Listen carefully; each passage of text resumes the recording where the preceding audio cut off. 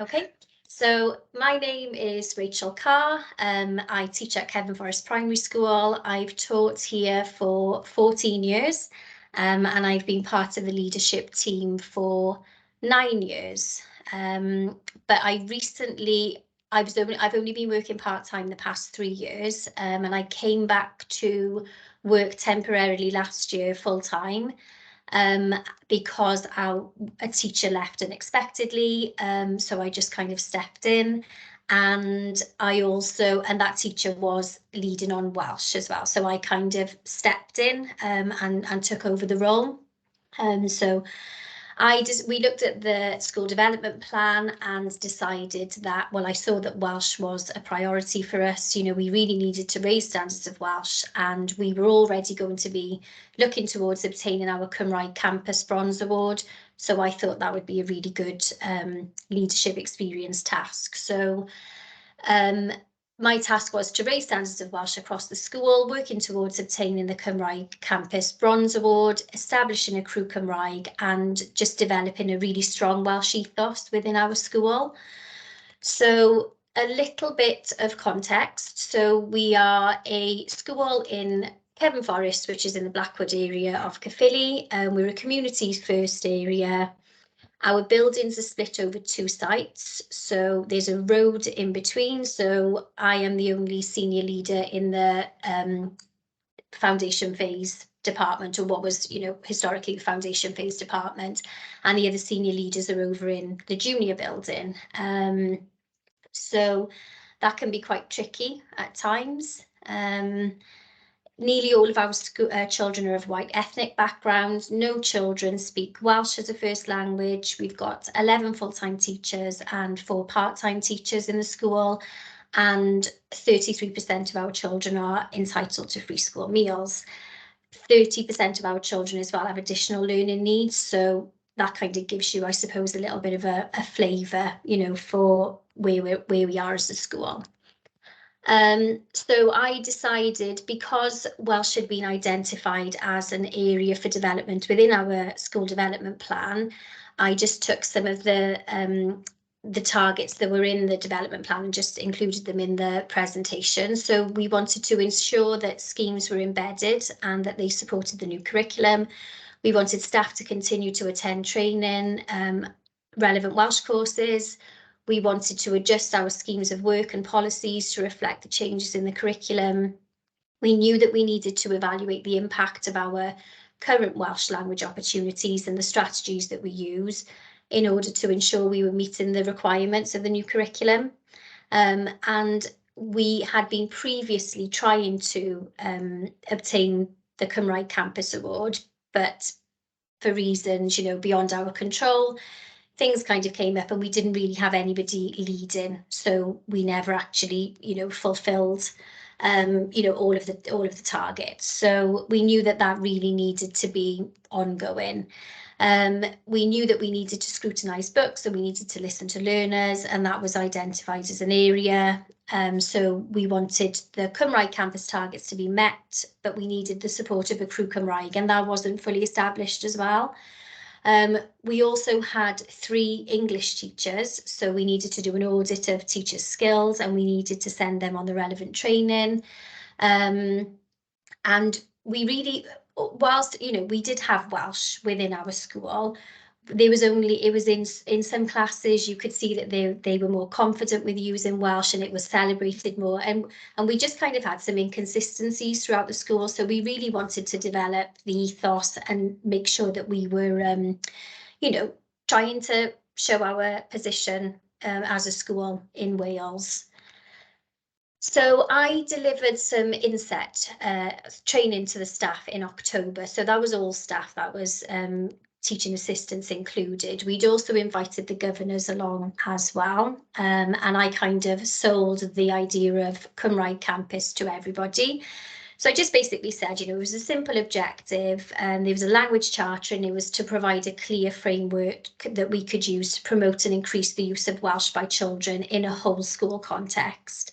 So the main aim was for us to promote the strong Welsh ethos and to provide a range of enriching activities that propel the children to enjoy learning Welsh.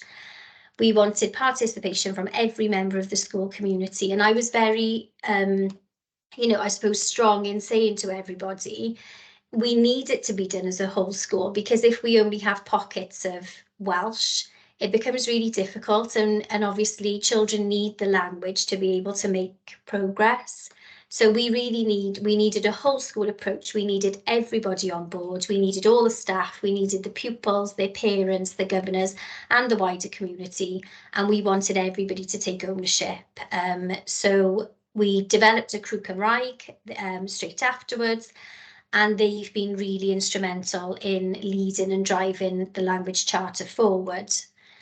So the Crew Cymraeg, we wanted them to fully achieve the 10 targets within each award of the language charter, and it was imperative that we use them to lead on all the initiatives. So over the past year, we've done a few different things, and we've really kind of given them that voice within the school and tried to make them almost like a gang, I suppose, and they kind of recruited everybody within their class to kind of, you know, come on board with them and say that, you know, Welsh is really cool and we do want to use it as much as we possibly can.